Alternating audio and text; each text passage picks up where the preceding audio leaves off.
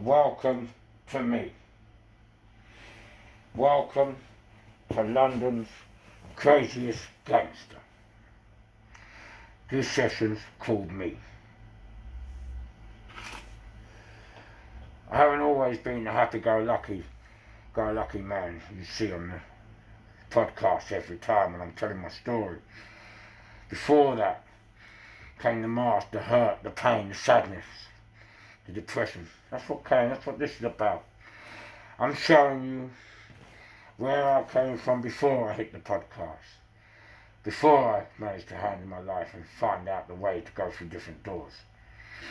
So today this program's called Me. So I'm flying through the universe, breathing in the air, you know as you do.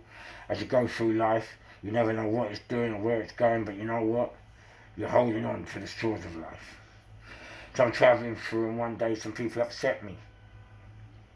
So they upset me, and I thought they deserved the slack. So I told the boys in the sticks, if you're from the city, the sticks means in the country, to get me a bike. So the boys, God bless them, and that's why I love my boys.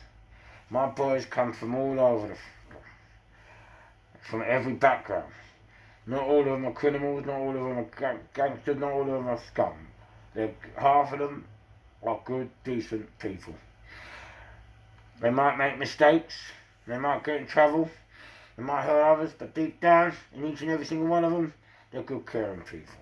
And so I asked them to get me a bike so I could go and give these guys a slap. So they brought me this baby Hurricane Honda Fireblade. Oh my God, I fell in love. It was a dream.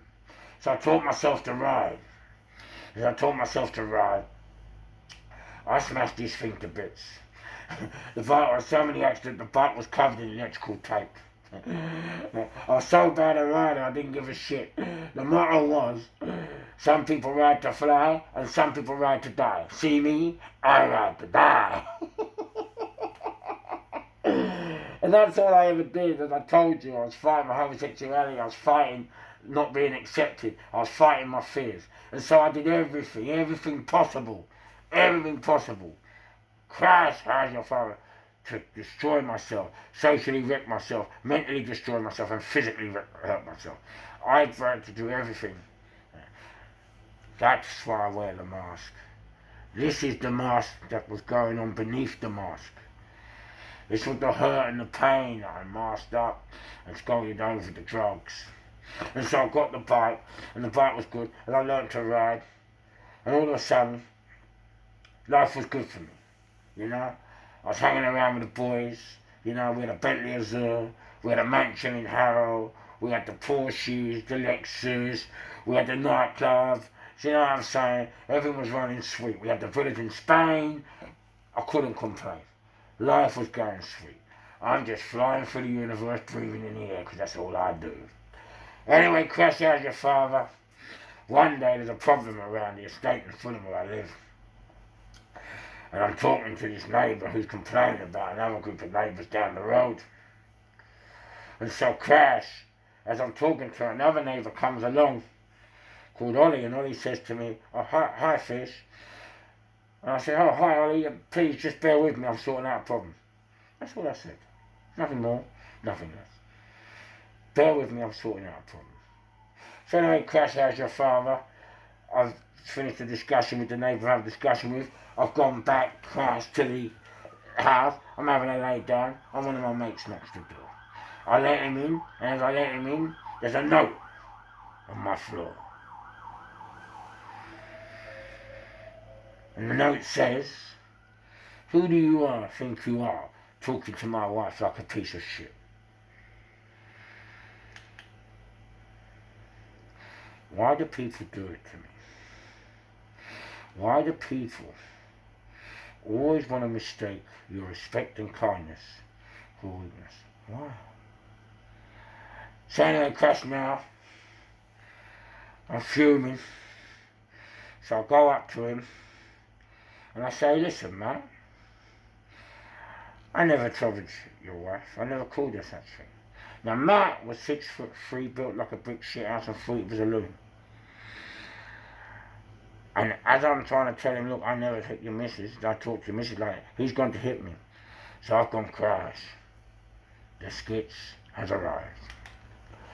And so anyway, I smashed the granny out of him, he falls on the floor. So I go back round to my flat, which from his window he can see the door of my flat. So I go back to my flat now, he's called the old Bill. See what I'm saying? Called the old Bill. This guy bullies the whole estate. He treats his fucking stepbrother Harry like a piece of shit, sending him out in the cold in the morning in t-shirt and shorts to go and get him things. He treats his wife like a piece of shit, bullies all the residents. See me? I let them get on with it. I'm not here to tell anyone what to do and what they can't do. So crash out your father, the old Bill will come. Now when they come, you know what he's done? He's up at the window looking, and they're nicking me now, and he's going, hey, hey, hey, yeah, yeah, yeah. So I'm looking at this guy and I'm thinking, yeah. And then you know what he does? I've got a brand new Decay 996, yeah, sitting on the front of my flat. The boys toured it from a Decay shop in South London, brand spanking. So he grasses up the bike. So the cousins say, do you know what? Number one, I don't understand it. So I'm looking at this cousin and I said, what is it you don't understand, mate? He said, well, there's 11 of us here for you, and yet you're the most politest, respectful guy we've met. I said, listen, guys, don't let the paperwork and the bookwork fool you. Find someone as you see them, not as what the reports are saying. And then he said, you must hate him. I said, no, I don't hate him. I said, mate, it's life. Anyway, they nicked me, and I've now had to go to the police station, but I have an outstanding traffic offence up in Brighton. So I had to go all the way to Brighton on the sweatbox, go to court for the traffic offence, but because I'd done the day in prison overnight to go to Brighton, they've now threw that case out. So I'm stuck in the middle of Brighton, no money, no dough, yeah, because they nicked me from my house, they ain't let me get nothing, and now I've got to get back. So I bunked the train from Brighton, and I'm sitting on this train, and I'm saying, you know what, fish? Whatever happens, don't go mad. Don't get angry, relax. It's okay, cool, drop it. So I'm saying this all the way out of my heart. I'm trying not to let the pain, the hurt, the misery rise to the top. But as I get home, what happens is crash. I see the car. And I couldn't help it. I had to do it. So I started smashing and jumping on the car, tearing it up, jumping, screaming out, you fucking piece of shit. Yeah. And if one of the neighbours comes down and she grabs me, she says, fish. Please, for me. For me, please. I beg you, they're going to nick you, please, fish, for me. So I get off the car and I go upstairs, but her house is facing his house. So I've ended up kicking his door, I'm smashing the door in, and she grabbed me again, she says, fish, please, you're going to get me. Please, for me. So because of that, I stopped. In the morning, I look at the morning, and he's now got a Granada. So the first car I smashed up was a Sierra. He's now got Granada. And not only has he got Granada, he's parked it outside my house. So I've got the axe, got the wig, got the motorbike jacket, and I have gone to town. The skits has come out to play. And so I'm smashing up this car, crash out your father, I'm weighing it in, I'm jumping on it. This is 8:30 in the morning, okay?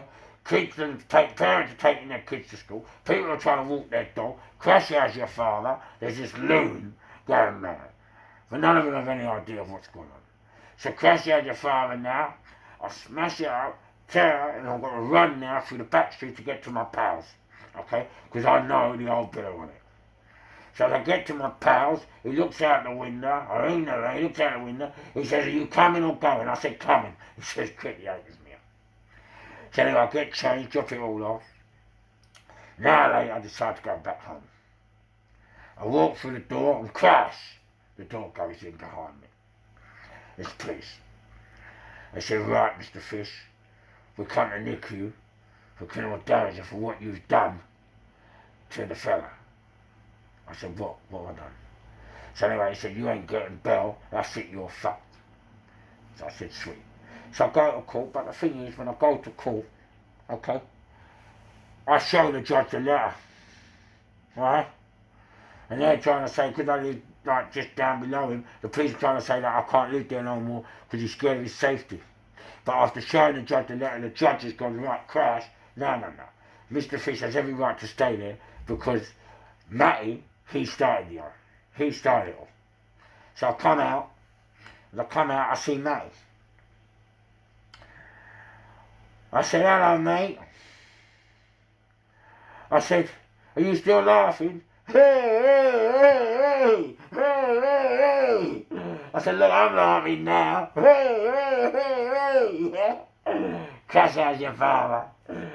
He goes, yeah. Oh, you, yeah. I went, how's your cars? He went, oh, they're only bits of metal. I said, yeah, but you had a panic attack though, didn't you? Yeah. So Crash, how's your father? I started lying. I said, you know what? If you're not out of that flat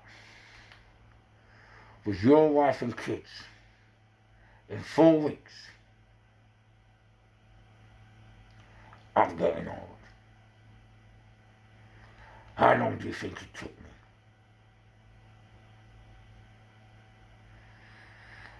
A week and a half. I went absolutely mad.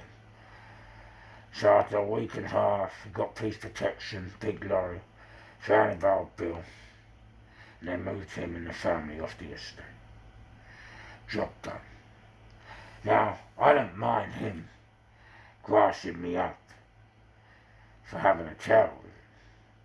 But then don't go and grass up the bike and then start clapping and laughing and shouting.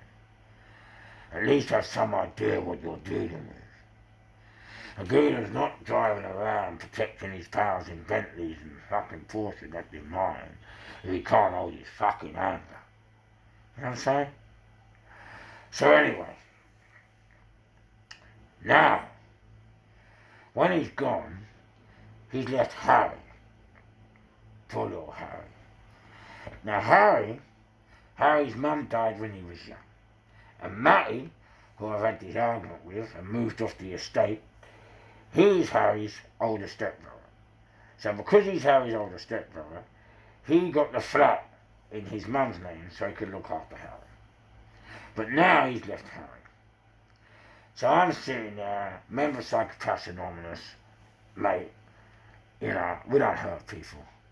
So I've gone, fuck it, I've got to help Harry. And so I go to all the neighbours and I say, listen, they've got the kid there, what am I going to do? I can't do that, come on man, you can't just leave him there. They said, oh, you won't be able to do nothing for him, Fish. There's nothing you can do, I don't know, you just have to go somewhere. And I thought, I'm not having it. So I go down to the housing and I talk to the housing and I say to the housing, like, listen, Matty, that scum dirty filthy git, never used to look after this kid, even though he should have. So I said, right, they've gone. I said, and this kid's in a 3-bedroom flat. There's a flat across the road from me. It's a studio. Give him this flat, and I'm now his legal guardian. So they thought about it, and they said, all right, then, cool. And we made the deal. So Harry became my son and my boy. The headache was, I wasn't ready for a son. I'm used to driving through the universe, fly through the universe, breathing in the air, stop for nothing, die for nothing, let's do everything. You know what I'm saying? I can't have a kid. Fuck's sake, man. I mean to protect the universe. So Crash, me and Harry, we became friends. One day Harry told me he didn't want to work. And so Crash, I gave him a slap. And so boom, he came back that evening and he said to me, Fish, I don't want to be your son no more. I want to give you the key back. So I said to Harry, do me a favour. Why your mum sent you to me, I don't know, Harry. But I said, since she has, until you get your flat and until you get a job, you keep that fucking key right there.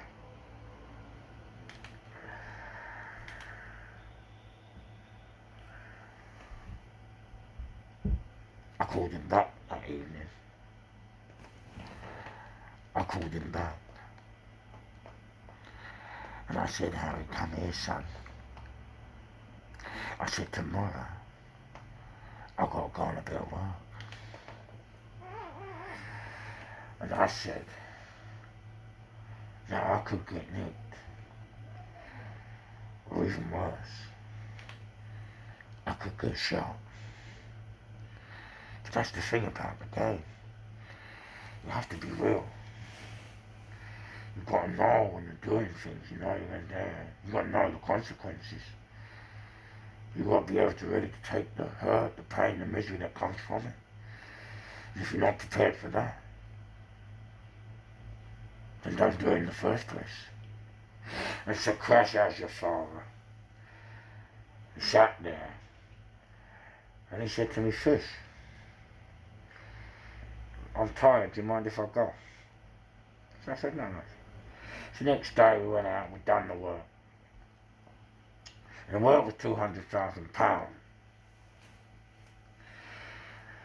And it was given to me by a group of fellas who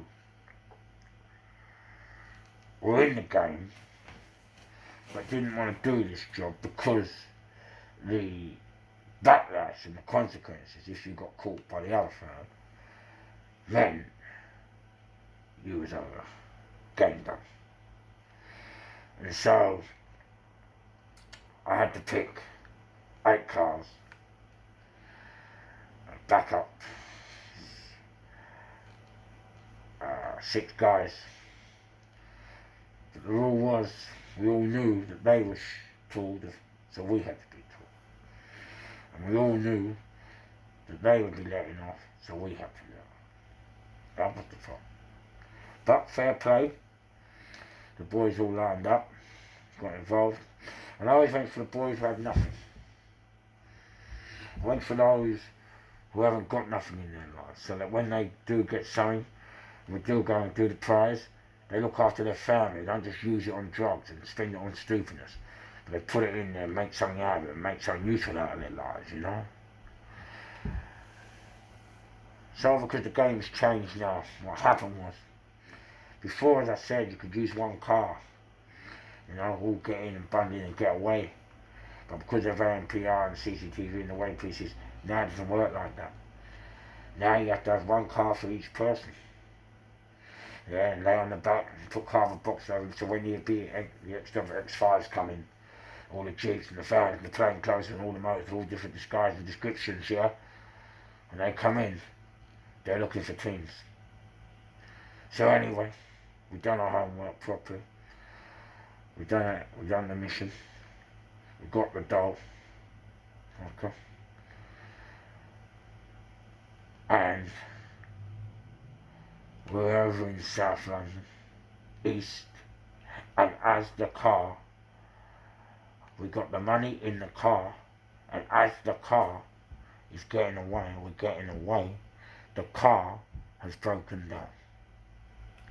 How's your father? 200 grand and the car has broken down. So Crash, my mate says, right, let's park the car here, call someone, we leave the money in the back. I feel fucked up. We just nearly got 30 years. We just was 30 years of our life. You will have to leave Johnny Gray in the back. So you mad? Come on. So we got out and we stopped the cab. And we said to the cab, can we go to Chelsea, please? And the cab said, are you sure you got enough money to pay the fare? And I said, don't worry about the fare. We got enough money to pay the card, to buy the card. Oh, man. You want to know about me. So anyway, we got back to the base, and we all met up. When we got in, I put 200 grand on the bed. But it was supposed to be more. And I said to the fellas, what happened to the other bag? And they said, oh, we missed it because, you know, when you done what you had to do, the other one got away. So I said, okay, cool.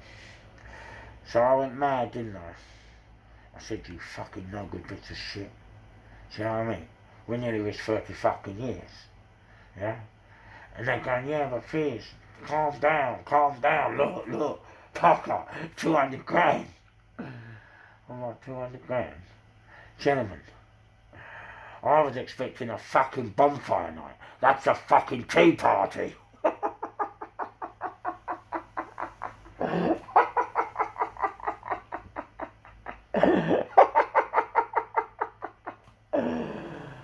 So anyway, I call Harry, and he comes in.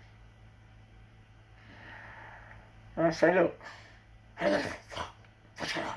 What's going on? I said, it doesn't matter what I've done. What matters is, Harry, you nearly kicked the gift horse in the mouth. You nearly threw away the best thing that's ever happened to you. And so crash, give him a grand, tell him to go and buy myself some. Anyway, so I'm living life, I'm giving it all away, because that's the thing with me. I never, as I said earlier, get in the game to have money or materialistic wealth. That's not what I'm about. I'm about the people and looking after all my friends. And every time I have a touch, I give it away. I don't care, even if you see me on a bike, stolen bike a week after. I don't get two shits. Because that was the life I led. It didn't bother me. Yeah, just because I've done that week, I'll do another thing next week. It's not an issue to me. That was the game. You got to remember, this mask is showing you the pain and the hurt that was fueling me. Yeah? Fueled by drugs. You got to remember, the rules stated clearly, love nothing, buy nothing, have nothing. They were the rules. Don't play with guns and knives if you're not expecting to do 1530. If you're not expecting it, then don't do it, because it'll hurt you when you get it. But the main reason we took the drugs, the main reason, was because the thing that hurts people most when they get the bird, it's not more than the bird, it's the confiscation order. Trust me. This confiscation order hurts a prisoner more than anything in the world.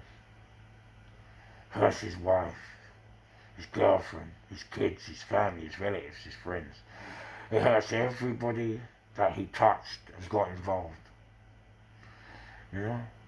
They take all their possessions, the lot. You know? And that's why you always have to be careful with the confiscation order. That's why I always tell people, you've got nice things, come out the game. Don't play the game. And so crash, we did what we had to do, and then what happened was, I couldn't really take to Harry, because I was in pain. I was a psychopath. I'm moving at 900 miles an hour. My life isn't built for kids. And so, I had to push Harry away. And it hurt me.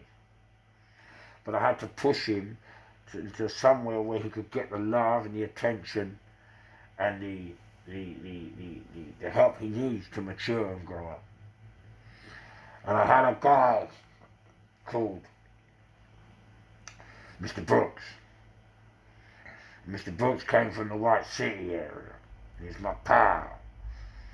Mr. Phillips was a straight guy, but he could fucking walk and he fight. And Mr. Brooks was a gangster. When I was down and on the floor and thought I was going to lose my flat and had nowhere to go, Mr. Brooks put his hand in his pocket and gave me £1,000. Didn't have to. Didn't even know I wanted it. I asked what was wrong. I told him. He just stopped at a bank and gave me £1,000. He thought he would never get that £1,000 back. But he did. Because, you know, when someone does that to you, you have to love them and die for them. And that's why, Mr. Gary Brooks, I'll always love you. Okay? Of West London Security. Gangster. Proper gangster. Dave McInerney, another one. Gangster. Fergal Solace. Gangster. Dean from the Decorators Centre. Gangster. All good people that have helped me get to where I am today. And so, in pushing Harry away, I remember one day, I had to go and had no money, no nothing. Normally for me, it's cool. But now, because I've got a kid, I've got to go out and get food. I've got to go out and get food. So I've got into Sainsbury's, and me, you got to remember, I can find it, but sometimes I just don't give a fuck. I'm just off the head, off key. I don't give a shit. And so I've gone to go and nick his dinner. And then I nicked it when the security guards has come, and I couldn't be bothered to have to tear. So I got to do what you got to do. So they called the old bill. I got nicked, got charged. But you know what? You got to do what a dad's got to do. I come straight out of the police station, straight into Safeways and nicked his dinner. Again. I put the charge sheet on his dinner and said, there you are, you little fucker. That's what you cost me today. And now, fuck me. So then, 10.5 years later, he lost me. So 12 years later, I come out. And now, God bless him, working hard, manager of a company. Gary has given him that choice in life and helped him and matured him. And Brenda Brooks, which is Gary's mum, she became his mum. And when I look at my boy Harry, I see his mum in him.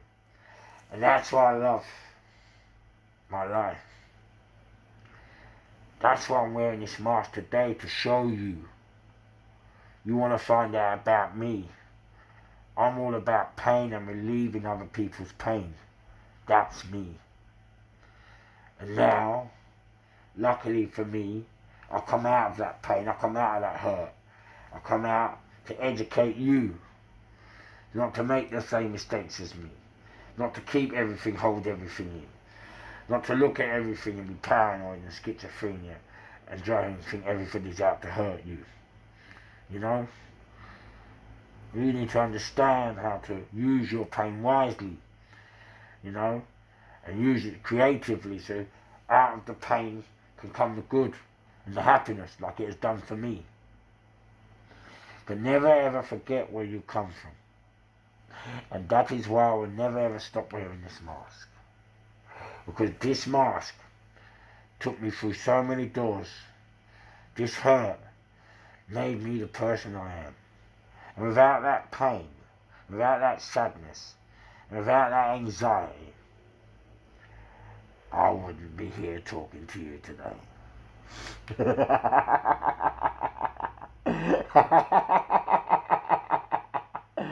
London's craziest gangsters. You know why? Because other gangsters just ain't the same. Remember to like and subscribe and keep the show alive. You wanted content? Here it is. I'm back. Bring it on.